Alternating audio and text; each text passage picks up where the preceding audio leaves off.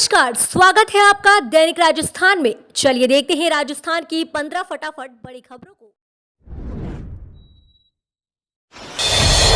BJP के हंगामे पर मुख्यमंत्री अशोक गहलोत का पलटवार। इनके पास कहने को कुछ नहीं है, इसलिए मचा रहे शोर। राजस्थान विधानसभा का बजट सत्र हंगामे के साथ शुरू हुआ। भाजपा और आरएलपी विधायकों के हंगामे के कारण राज्यपाल ने अभिभाषण बीच में छोड़ दिया और उठकर चले गए। थोड़ी देर बाद फिर से सदन की कार्यवाही शुरू हुई। इस दौरान हंगामा फिर से शुरू हुआ। अध्यक्ष डॉक्टर सीपी जोशी ने आरएलपी के 3 विधायकों को एक दिन के लिए निष्कासित कर दिया। 11 बजे जैसे सदन में राज्यपाल का अभिभाषण शुरू हुआ कि बीजेपी विधायकों ने पेपर लीक समेत अन्य मुद्दों पर हंगामा शुरू कर दिया। मोदी कैबिनेट से इन 11 मंत्रियों की होगी छुट्टी। राजस्थान से 2 सांसदों को मिल सकती है जगह। मोदी कैबिनेट में जल्द ही फेरबदल के कयास लगाए जा रहे हैं। बजट सत्र शुरू होने से पहले मंत्रिमंडल में फेरबदल हो सकता है। किन चेहरों को जगह मिलेगी और किन की छुट्टी होगी, इसका फैसला फिलहाल पीएम मोदी और अमित शाह के अलावा सिर्फ जेपी नड्डा या बीएल संतोष को ही पता होगा। लेकिन अलग अलग तरह के कयास लगाए जा रहे हैं। सूत्रों के मुताबिक मोदी सरकार में जिन मंत्रियों की उम्र ज्यादा हो गई है, उनकी छुट्टी हो सकती है। मोदी सरकार में 75 साल की उम्र को आधार माना गया है। वर्तमान समय में 10 से ज्यादा ऐसे मंत्री हैं जिनकी उम्र 70 साल को पार कर चुकी है। राजस्थान का ये फल कर रहा पथरी का इलाज, हो रही खूब डिमांड। राजस्थान के धौलपुर जिले में एक ऐसा फल है जो पुरानी से पुरानी पथरी का इलाज कर रहा है। इस फल को बिजोरा नींबू के नाम से जाना जाता है। ये फल पथरी के लिए इलाज के लिए एक दवाई का काम कर रहा है, जो आज पूरे राजस्थान में फेमस हो रहा है। किसान ने लगाए 10 से 15 पौधे। ये बिजोरा नींबू प्रदेश के धौलपुर के खोखला गाँव में एक किसान ने अपने खेत में लगा रखा है। इन्होंने करीब इसके 10 से 15 पौधे लगा रखे हैं। इसके रस से कई बीमारियों को इलाज किया जा रहा है। पेपर लीक पर गहलोत को घेरने के बाद सचिन पायलट के बदले सुर पढ़ाया अनुशासन का पाठ। राजस्थान के पूर्व डिप्टी सीएम सचिन पायलट बदले बदले नजर आ रहे हैं। हाल ही में पेपर लीक मामले में सीएम गहलोत के घेरने के बाद सचिन पायलट ने कहा, हमारी पार्टी बहुत पुरानी है, अनुशासन जरूरी है। चाहे कोई भी व्यक्ति अनुशासन को तोड़ता है, चाहे वह कितना बड़ा कोई पोस्ट पर हो, लेकिन अनुशासन पार्टी में सबके लिए बराबर है। मुझे लगता है कि जो भी निर्णय करना है, क्या करना है, वह पार्टी नेतृत्व का काम है, एआईसीसी का काम है। पायलट ने कहा कल चाकसू के राजकीय कन्या महाविद्यालय के शिलान्यास समारोह के अवसर पर आयोजित महिला संगम कार्यक्रम में शिरकत की और महाविद्यालय का शिलान्यास किया। इसके बाद पायलट ने मीडिया से बात की। विधानसभा में हंगामे पर भड़के सीएम गहलोत। राजस्थान विधानसभा में बजट सत्र की शुरुआत के पहले दिन राज्यपाल के अभिभाषण के दौरान जमकर हंगामा हुआ। हंगामे के चलते पहले दिन की कार्यवाही ठप हो गई। सूबे के मुख्यमंत्री अशोक गहलोत ने भाजपा पर निशाना साधा है। मीडिया से बातचीत के दौरान गहलोत ने कहा कि भाजपा के विधायकों के द्वारा हंगामे के चलते आज कोई काम नहीं हो सका। इस प्रकार के माहौल से सदन के चलने में बड़ी दिक्कत होती है और ऐसा नहीं होना चाहिए। बीजेपी पर हमलावर होते हुए उन्होंने कहा कि बीजेपी के लोग सुनना नहीं चाहते हैं। राज्यपाल के भाषण में सरकार के कामों की जानकारी थी। अब तक सरकार ने कई महत्वपूर्ण काम कराए हैं और पिछली सरकार से बेहतर तरीके से राज्य में योजनाएं चलाई जा रही हैं, लेकिन विपक्ष के लोग इन सब बातों से परे केवल विवाद करके सदन का समय बर्बाद करने में लगे हुए हैं। अब 8 की बजाय सीएम गहलोत 10 फरवरी को बजट पेश करेंगे। राजस्थान के सीएम अशोक गहलोत अब 8 की बजाय 10 फरवरी को बजट पेश करेंगे। 15वीं राजस्थान विधानसभा का बजट सत्र कल से शुरू होगा।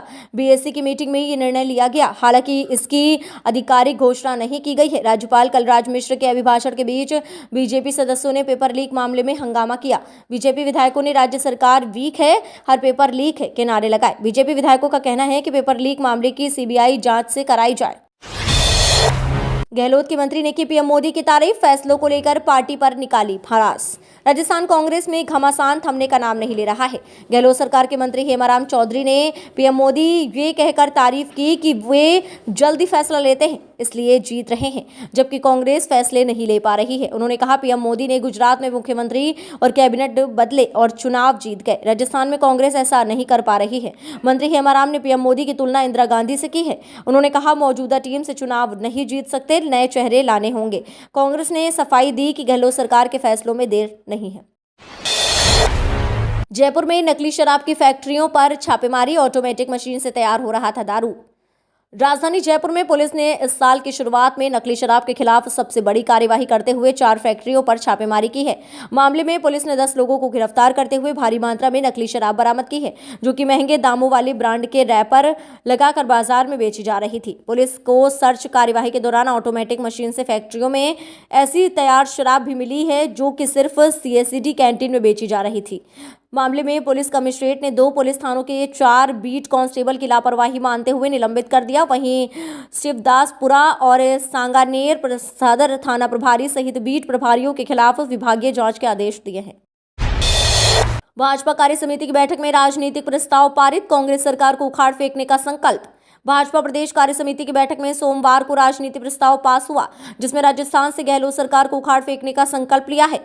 केंद्रीय कृषि राज्य मंत्री कैलाश चौधरी ने प्रेस वार्ता में बताया कि प्रदेश में जंगल राज है और कानून व्यवस्था पूरी तरह से फेल हो गई है।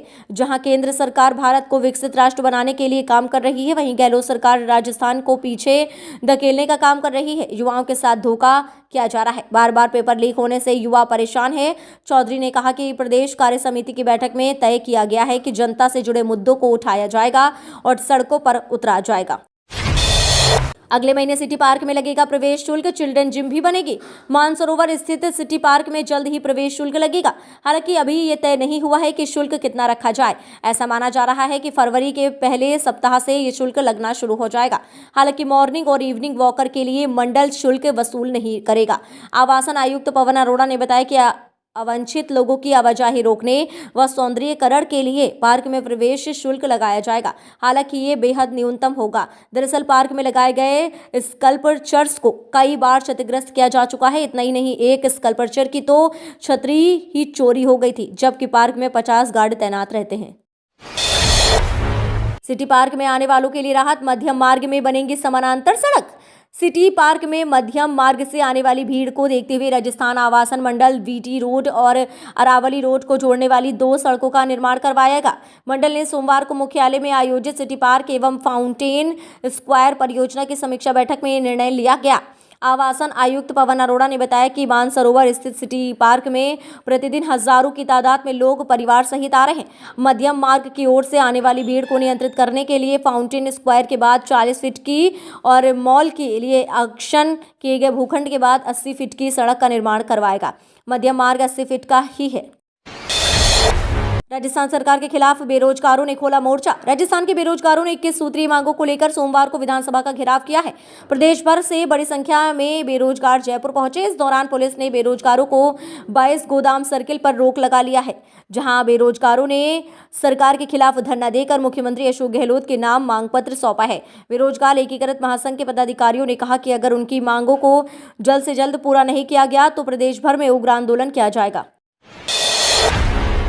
राजस्थान में सस्ती होगी शराब। राजस्थान सरकार ने आबकारी नीति में बदलाव किया है। सरकार ने 1 अप्रैल से देशी शराब की कीमतों में इजाफा किया है।